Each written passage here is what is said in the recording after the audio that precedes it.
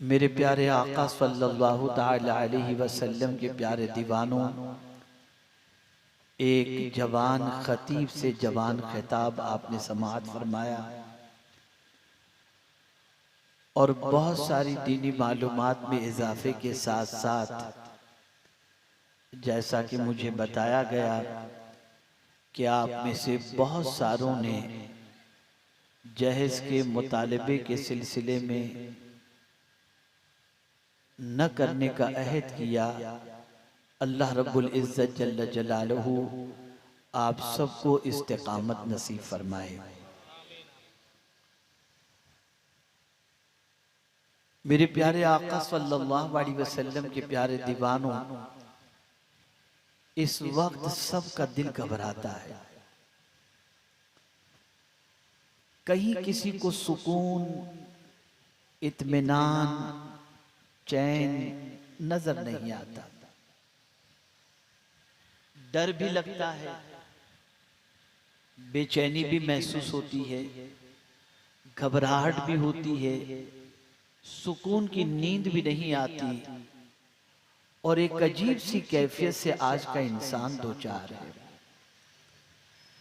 इंसान ये तसव्वुर करता है कि ये बेचैनी की वजह क्या है, तो कभी डॉक्टर के पास चला गया, कभी किसी बुजुर्ग के पास चला गया, कभी किसी के पास, कभी किसी के पास जाकर वो अपनी बेचैनी और बेकरारी के सिलसिले में अर्ज करता है। तो कहीं नींद की गोली मिल गई, कहीं कोई विक्स बाम मिल गया, कहीं कोई और ऑइंटमेंट मिल गया कि सर में लगा लो तुम्हें नींद आ जाएगी, ये पानी पी लो तुम्हारी घबराहट दूर हो जाएगी, ये पानी पी लो तुम्हारी बेकरारी दूर हो जाएगी। लेकिन कभी हमने ये जानने की कोशिश नहीं की कि आखिर इस बेकरारी की वजह क्या है, इस बेचैनी की वजह क्या है, इस डर की वजह क्या है, इस कमजोरी की वजह क्या है। ए रसूल आज़म सल्लल्लाहु अलैहि वसल्लम के दीवानों, इसकी सबसे बड़ी वजह यह है कि इंसान अपने दामन को जब गुनाहों से आलूदा कर लेता है और उससे गुनाह सरजद हो जाता है तो अल्लाह उसके सीने से सुकून को छीन लेता है, उसकी जिंदगी से करार को छीन लेता है, उसकी तबीयत से इत्मीनान को छीन लेता है। लेकिन वो करीम उस बंदे को मुस्तकिल इस नेमत से महरूम नहीं रखता, न बेचैनी के अंदर मुस्तकिल गिरफ्तार रखता है। परवरदिगार ने तिरियाक अता फरमाया, इलाज अता फरमाया और फरमाया वतूबू इलल्लाहि जमीअन अय्युहल मुमिनून।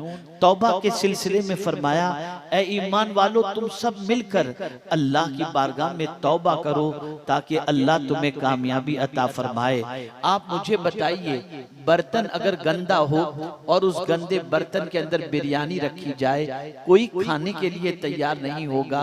गंदे बर्तन के अंदर अगर रोटी रखी जाए, कोई खाने के लिए तैयार नहीं होगा। हमारा वजूद गुनाहों में डूबा हुआ है, सरतापा अल्लाह की नाफरमानी में हम जिंदगी गुजार रहे हैं।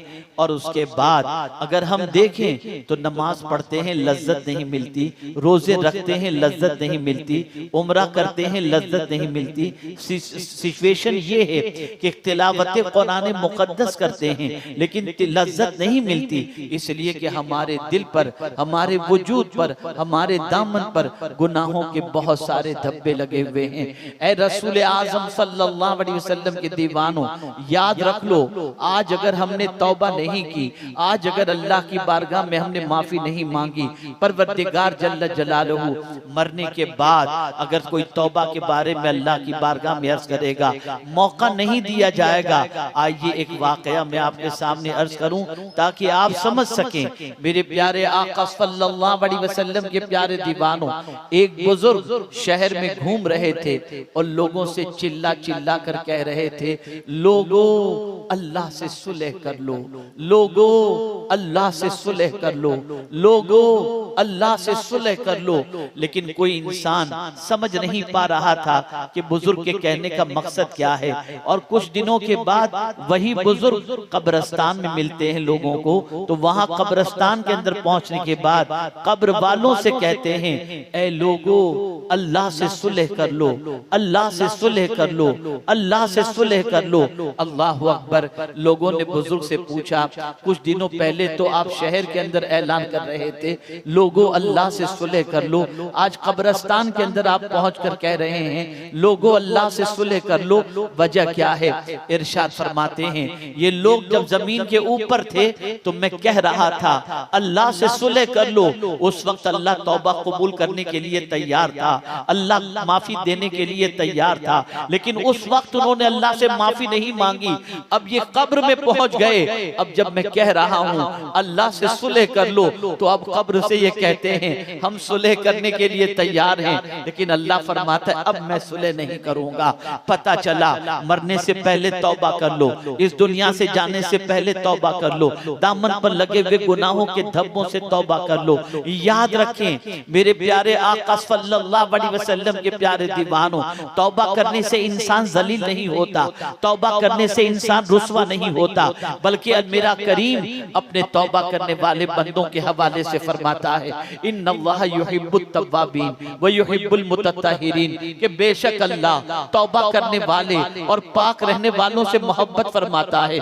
आप जरा सोचो तो सही, आप जरा गौर तो करो, अल्लाह के बरगुज़ीदा बंदे किस तरीके से बारगाहे समदियत में तौबा करके कितना अल्लाह अज़्ज़ व जल्ल के कुर्ब का मकाम हासिल करते हैं। आज का इंसान कभी कभी ये सोचता है बहुत गुनाह कर लिए यार, अब क्या सुधरेंगे, चलो चल रही है चलने दो, और गुनाह कर लो, पता नहीं अल्लाह माफ करेगा कि नहीं करेगा, चलते रहना चाहिए, गुनाह करते रहना चाहिए। तो मैं आपको एक चीज अर्ज़ करूं, ये तसव्वुर ज़हन से निकाल दो, याद रखना अल्लाह की पकड़ बड़ी सख्त है, अल्लाह की गिरफ्त बड़ी सख्त है। आज तौबा कर लो, अगर आज तक दामन पर बेशुमार गुनाहों के धब्बे लगे हैं तो आज अल्लाह की बारगाह में तौबा कर लो, अल्लाह गुनाहों को माफ फरमा देगा। आप जानते हैं बड़ी बड़ी खताओं को माफ फरमाने के बाद, बड़ी बड़ी खताओं के मुर्तकिब जब सच्ची तौबा कर लेते तो अल्लाह उन्हें कितना ऊंचा मकाम अता करता। जानते हैं इमाम आजम अबू हनीफा रहमतुल्लाह तआला अलैह फरमाते हैं, कयामत में अगर रब ने पूछा क्या लाए हो तो अब्दुल्ला इब्ने मुबारक को पेश कर दूंगा। आप जानते हैं हजरत अब्दुल्ला इब्ने मुबारक रदियल्लाहु मौला तबारक व तआला अन्हु कितने अजीम बुजुर्ग थे, अल्लाहु अकबर। लेकिन बुजुर्गी के मकाम पर पहुंचने से पहले एक लड़की के इश्क के अंदर गिरफ्तार थे, उसकी मोहब्बत उनके दिलों में थी। एक मर्तबा लड़की ने कहा रात को मैं अपने घर की छत पर आऊंगी, आप बाहर आ जाइएगा, घर मेरे घर के बाहर एक दूसरे का नजारा करते रहेंगे। अब्दुल्ला इब्ने मुबारक रात को पहुंचते हैं और रात इशा के बाद उसके घर के सामने जाकर के खड़े हो जाते हैं, यहाँ तक कि काफी देर गुजर गई, वो लड़की घर की छत पर नहीं आती, यहाँ तक कि इंतजार करते करते आधी रात बीत जाती है, पौनी रात बीत जाती है, यहाँ तक कि फज्र की अजान की आवाज मस्जिद से आती है। अब्दुल्ला इब्ने मुबारक के ज़मीर ने आवाज दी, ए अब्दुल्ला। गौर से उनके जुमले की तरफ मैं आपकी तवज्जो को मबजूल कराना चाहता हूँ।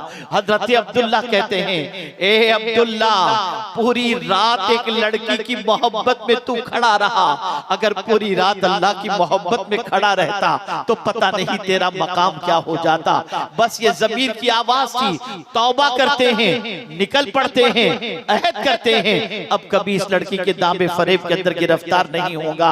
अल्लाह की मोहब्बत का चिराग रोशन हो चुका था, निकले, सुबह घर से निकल पड़े, इल्म हदीस हासिल करने के लिए, इल्म के हुसूल के लिए निकलते हैं। अल्लाह अकबर। चल रहे हैं, थोड़ा सा रास्ता तय किया, धूप आहिस्ता आहिस्ता बढ़ती जा रही थी, यहाँ तक कि धूप जो है वो शबाब पर हो गई।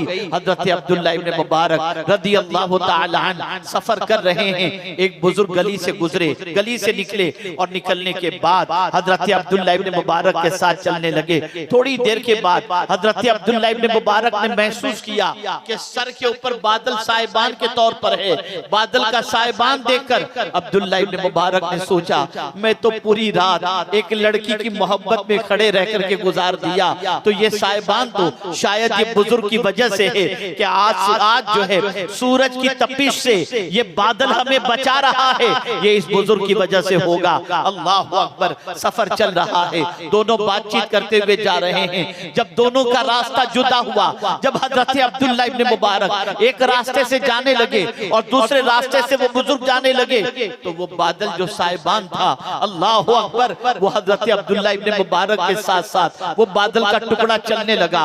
अल्लाह अकबर। बुजुर्ग को हैरत हुई, दौड़ते हुए पहुंचे अब्दुल्लाह इब्न मुबारक के पास। ए अब्दुल्ला, जरा ये तो बताओ, तुमने कौन सी नेकी की है जिसकी बुनियाद पर आज अल्लाह ने धूप से बचाने के लिए तुम्हारे ऊपर बादल का टुकड़ा भेज दिया। अब्दुल्लाह इब्न मुबारक की आंखों से आंसू जारी थे। अर्ज करने लगे, दामन पर तो गुनाह का धब्बा लगा है, लेकिन मैंने सच्चे दिल से सुबह तौबा कर ली थी। शायद इस तौबा की बरकत से मेरे करीम ने सूरज की गर्मी से मुझे बचा लिया। मैं उम्मीद करता हूँ जिस रब ने सूरज की गर्मी से बचा लिया है, वो जहन्नम की आग से भी मुझे बचा लेगा।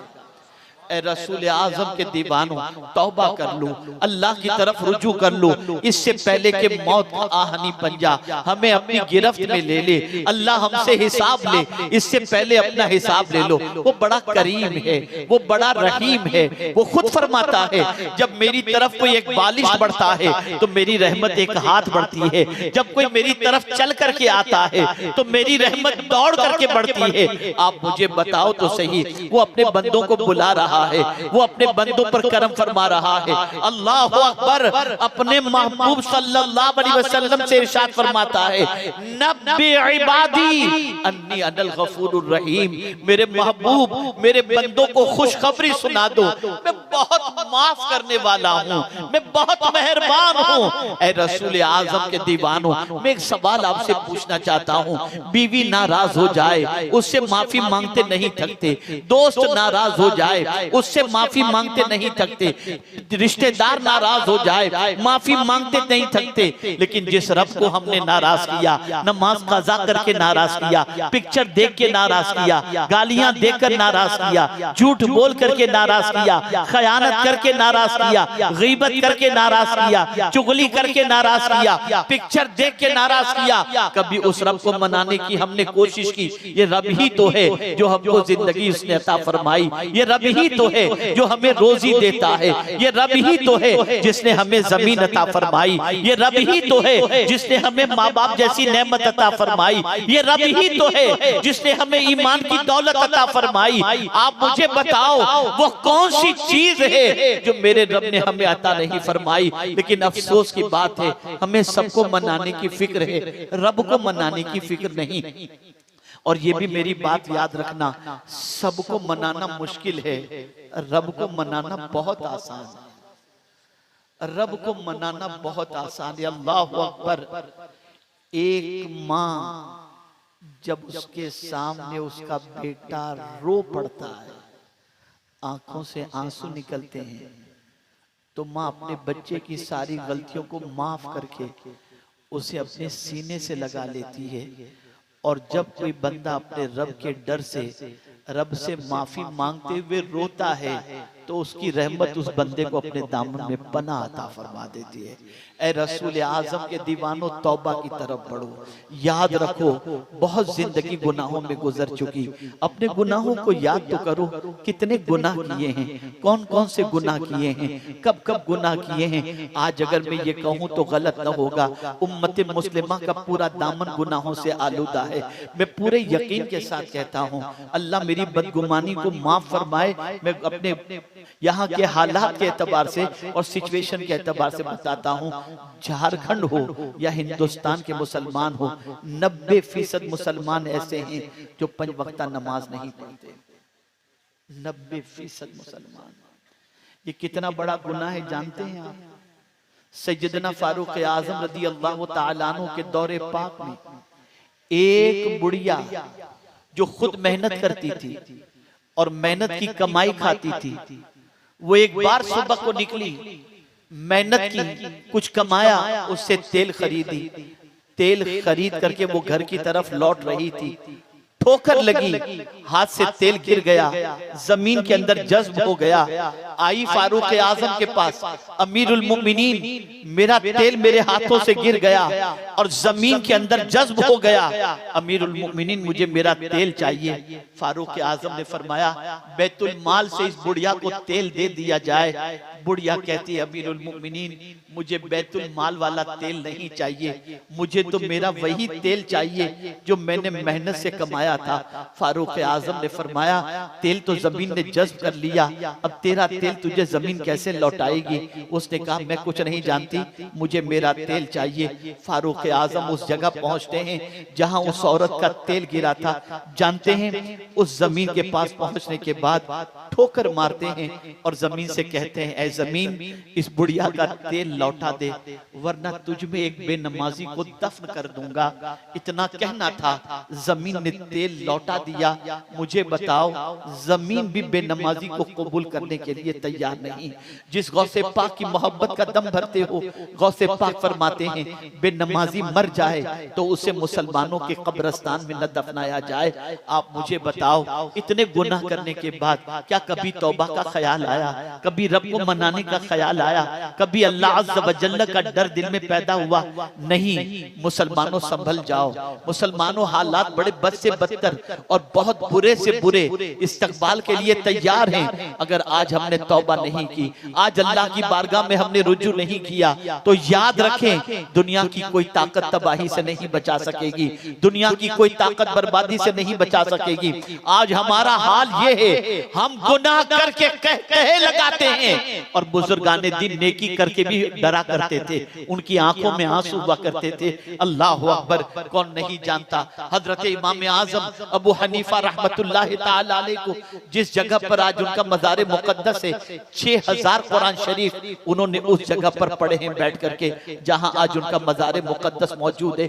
40 साल तक खड़े रहकर इशा के वुज़ू से उन्होंने फज्र की नमाज अदा की है। ये है इमाम आजम अबू हनीफा रहमतुल्लाह ताला अलैह। लेकिन आप जानते हैं एक मर्तबा मस्जिद में नमाज के अंदर मौजूद थे, इमाम ने मस्जिद में नमाज पढ़ाते पढ़ाते जब इस सूरह मुबारका की तिलावत की, इज़ा ज़ुल्ज़िलतिल अर्दु ज़िलज़ालहा व अख़रजतिल अर्दु अथक़ालहा व क़ालल इंसानु मा लहा यौमइज़िन तुहद्दिसु अख़बारहा।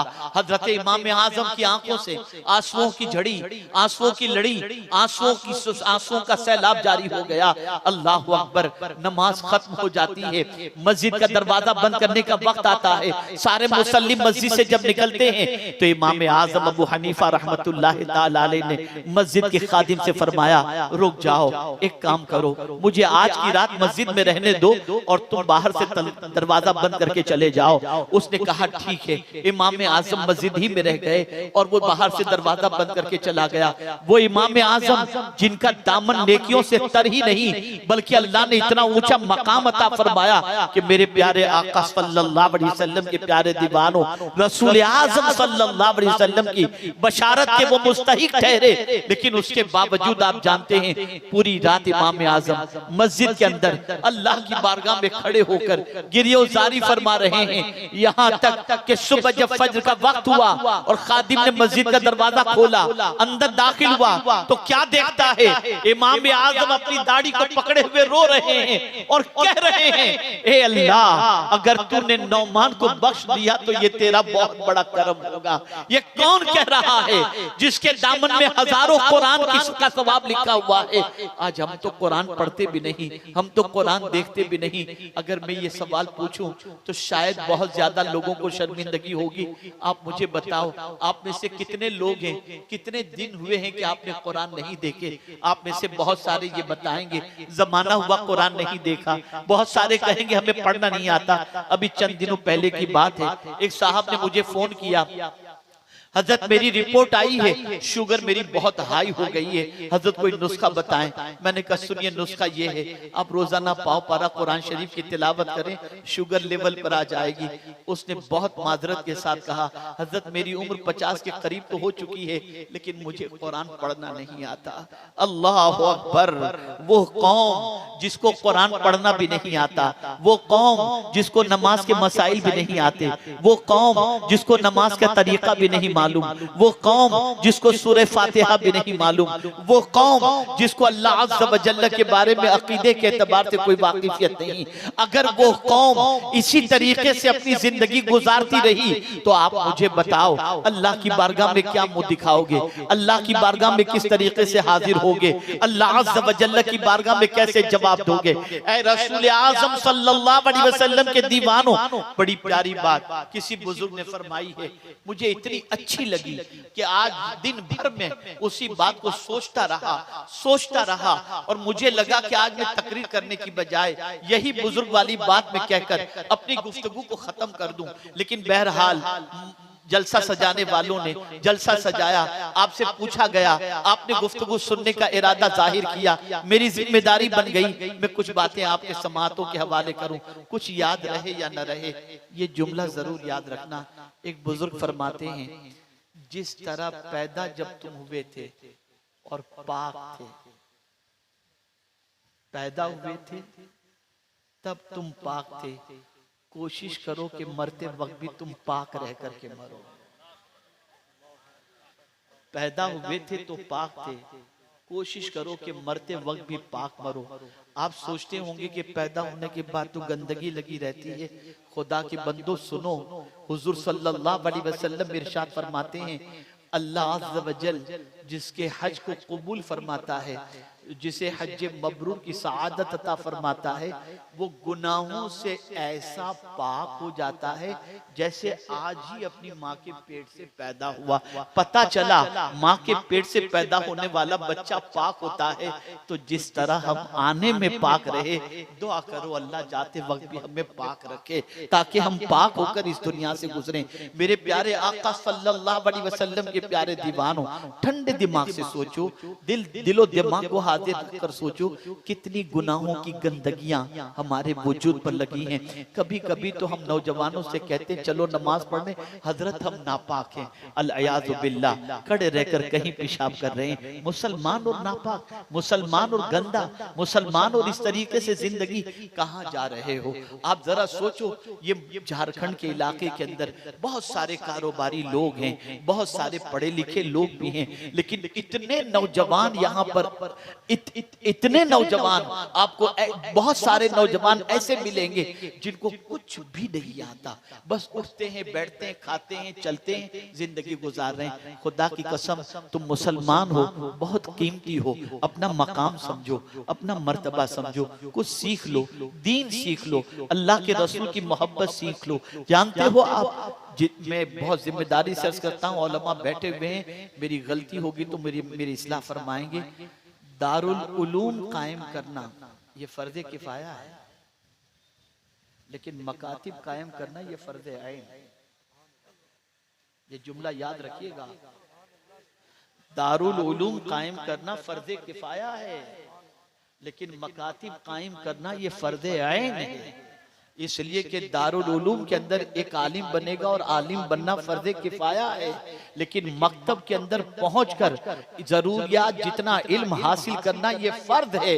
आज हमने मकातिब पर तवज्जो नहीं दी, आज हमारी कौम के बच्चे गली कूचों के अंदर भटकते घूम रहे हैं, हमारे पास मकतब नहीं। मैं बड़ी माजरत के साथ हाथ जोड़कर अर्ज करता हूँ, आप लोग हमें बुलाते हैं, अल्लाह आपको सलामत रखे, आप हजरत सैयद साहब क़िबला को बुलाते हैं, अल्लाह आपको सलामत रखे, शौरा को बुलाते हैं, अल्लाह आपको सलामत रखे, महफिल सजाते हैं, अल्लाह आपको सलामत रखे, लेकिन मेरी गुजारिश को कबूल कर लो। खुदा के लिए आप अपने इलाकों के अंदर मोहल्ले मोहल्ले में मकतब कायम करो, ताकि आपका बच्चा कुरान सीख ले, आपका बच्चा नमाज सीख ले, आपका बच्चा वुजू का तरीका सीख ले, आपका बच्चा कुरान पढ़ना सीख ले। अगर आपने ये इंतजाम नहीं किया और आपने इतने बड़े बड़े जलसे किए, आपका कोई फायदा नहीं है। इसलिए कि अगर आपका बच्चा कुरान पढ़ना नहीं जानता तो आप मर जाएंगे, वो आपको इसाले सवाब करने की ताकत नहीं रखेगा। आप जरा सोचो तो सही, कहां जा रही है हमारी कौम, किस तरफ जा रही है। और याद रखो, मुसलमानों के सीने से इस्लाम के निकलने की पोजीशन अगर ये है, मैं कहूं तो गलत न होगा कि टिमटिमाते दिए की तरह इस वक्त मुसलमानों के सीने में इस्लाम है। बहुत सारी गैर इस्लामी जो है आदतें और रस्म और रिवाज हमारे मुआशरे में दाखिल हो चुकी हैं और हमारे मुसलमान को इसके बारे में कोई इल्म भी नहीं है। मुसलमानों होश के नाखून लो, इस्लाम की तरफ आओ, इल्म की तरफ आओ, गली गली और कूचे कूचे के अंदर मकातिब कायम करो, अपने बच्चों को कुरान सिखाओ, अपने बच्चों को मसाइल सिखाओ, अपने बच्चों को उर्दू सिखाओ, जितना इल्म हासिल करना फर्ज है वो इल्म सिखाओ, ताकि तुम्हारे बच्चे की नमाज दुरुस्त हो, ताकि तुम्हारे बच्चे का कुरान दुरुस्त हो, ताकि तुम्हारा बच्चा इल्म दीन से आरास्ता हो जाए। अगर इस पर तुमने तवज्जो नहीं दी तो याद रखना, मैंने एक वाकया सुना था, बड़ा अजीब वाकया है। एक बुजुर्ग थे जिनको अल्लाह ने बुजुर्गी भी अता फरमाई थी और माल भी बेपनाह अता फरमाया था, लेकिन औलाद की पोजीशन ऐसी थी कि माल की मोहब्बत उनके दिल में बेपनाह थी। बाप से भी मोहब्बत करते थे, लेकिन माल से बाप से ज्यादा मोहब्बत करते थे। अल्लाह अकबर। बाप ने सोचा और देखा कि जरा दुनिया वालों के सामने दुनिया की मोहब्बत को जो है वो आश्कार करके बता दूं कि दुनिया के लोग माल से कितनी मोहब्बत करते हैं और आज का माहौल कितना खराब हो चुका है। ये बताने के लिए जब उस बुजुर्ग को ये महसूस हुआ कि अब मेरी जिंदगी ज्यादा नहीं है, तो उन्होंने वसीयतनामा लिखा और वसीयतनामे में ऊपर लिख दिया कि जब मैं इस दुनिया से चला जाऊं और मेरे जनाजे को जब रखा जाए तो सबसे पहले नमाजे जनाजा से पहले इस पर्चे को, इस लिफाफे को खोला जाए और पढ़ करके सुनाया जाए। क्योंकि बुजुर्ग के पास माल बहुत था, बेपनाह माल था, सब जानते थे कि इनके पास दौलत की कोई कमी नहीं। लेकिन जब जनाजा रखा गया, इमाम साहब भी मौजूद थे, तो बेटा दौड़ता हुआ आया। बड़े बेटे ने कहा, इमाम साहब रुक जाइए, मेरे अब्बा का वसीयतनामा मौजूद है, अब्बा ने वसीयतनामा दिया था, इसको पढ़ करके सुना दीजिए। इसमें लिखा, मेरे वालिद साहब ने वसीयतनामे के सिलसिले में एनवलप पर लिखा था, लिफाफे पर, कि जब मैं मर जाऊं और मेरा जनाजा रखा जाए तो जनाजा पढ़ने से पहले इस वसीयतनामे को पढ़ा जाए। इमाम साहब ने खोला, उसमें वसीयत लिखी हुई थी, जिस शख्स को मेरी दौलत चाहिए वो मेरी नमाज जनाजा न पढ़े, जिस शख्स को मेरी दौलत चाहिए वो मेरी नमाज जनाजा न पढ़े। बड़े मालदार थे, बेशुमार लोग नमाज जनाजा में आए थे, लेकिन जब वसीयत सुनी एक एक करके सब खिसकने लगे, एक एक करके सब खिसकने लगे। जब देखा कि अब तो बच्चे ही रह गए, बाकी सब साइड पे खड़े हो गए, तो बच्चों ने सोचा कि गैर लोग जब मेरे बाप का माल ले जाएंगे तो हम तो ज्यादा हकदार हैं। बेटे भी खिसक गए, बेटे भी खिसक गए। एक साहब तशरीफ लाए, कहा, इमाम साहब नमाज क्यों नहीं पढ़ा रहे, नमाज जनाजा? कहा, मरने वाले ने वसीयत की थी कि मेरी नमाज जनाजा पढ़ने से पहले वसीयतनामा पढ़ के सुना देना। मैंने वसीयतनामा पढ़ करके सुनाया, सब खिसक गए। ये है दुनिया। अगर अपने बच्चों के लिए आपने माल छोड़ा और दीन नहीं छोड़ा, यही हाल होगा। इसलिए बहुत सारे बच्चे माँ बाप के मरने का इंतजार और दुआएं करते हैं ताकि इनकी दौलत के ऊपर कब्जा किया जा सके। कहां जा रहे हो? आज झारखंड का इलाका, आप लोग, आप में से बहुत सारे खुशहाल ऐसे हैं जो चाहें तो कई मकातिब इलाकों के अंदर कायम कर दें। मैं आपको यकीन के साथ कहता हूं, अगर आज आप लोगों ने मकातिब कायम नहीं किए तो आपकी नस्लों के अंदर इस्लाम बाकी रखना बहुत मुश्किल होगा। बहुत मुश्किल, यानी बहुत मुश्किल। मैं, इतना बड़ा मजमा है, अगर मैं इस मजमे में से किसी से पूछूं कितने लोग कुरान सही तौर पर पढ़ना जानते हैं, वल्लाह मैं यकीन के साथ कहता हूं शायद ही कुछ लोग हाथ उठा पाए। नहीं जानते कुरान पढ़ना। जब आप नहीं जानते, आपकी नस्लें क्या जानेंगी? और जब कुरान नहीं जानेंगे तो आप मुझे बताइए नमाज कैसे दुरुस्त होगी? और जब नमाज दुरुस्त नहीं होगी तो फिर आप मुझे बताइए अंजाम क्या होगा? खुदा के लिए होश के नाखून लो, अल्लाह की बारगाह में तौबा करो, अल्लाह की तरफ रुजू करो, अल्लाह की तरफ पलट आओ, गुनाहों से रिश्ते को तोड़ो, दीन से रिश्ते को मजबूत करो। जब आपने इस कॉन्फ्रेंस का नाम दीन हक कॉन्फ्रेंस रखा है तो दीन की तरफ पलट आओ ना। कभी आपने सोचा इस दीन को हम तक पहुंचाने के लिए इमाम हुसैन ने अली अकबर की कुर्बानी दी, इस दीन को हम तक पहुंचाने के लिए इमाम हुसैन ने अली असगर की कुर्बानी दी। क्या पहुंचाना था हम तक? क्या माल पहुंचाया इमाम हुसैन ने? नहीं, इमाम हुसैन ने सब कुछ लुटाकर हम तक दीन पहुंचाया। इसीलिए तो कहने वाले ने कहा दी अस्त हुसैन, दी पना अस्त हुसैन, यूं नहीं कहा गया, इसीलिए कहा गया अगर आज ताजदारे करबला ने जान न दी होती तो इस्लाम का हसीन चेहरा हमारे सामने न होता। मैं पूछना चाहता हूं, इमाम के नाम पर खिचड़ी की न्यास गाने वालों, इमाम के नाम पर जलसे मुनाकिद करने वालों, इमाम की कुर्बानी दीन के लिए थी, तुमने दीन के लिए क्या किया है मुझे बताओ? क्या किया तुमने दीन के लिए? न टाइम दे रहे हो, न आराम दे रहे हो, कुछ भी तो नहीं कर रहे। यही दीन है जिसके बारे में कब्र में सवाल पूछा जाएगा, मर रब्बो का मा दीनों का।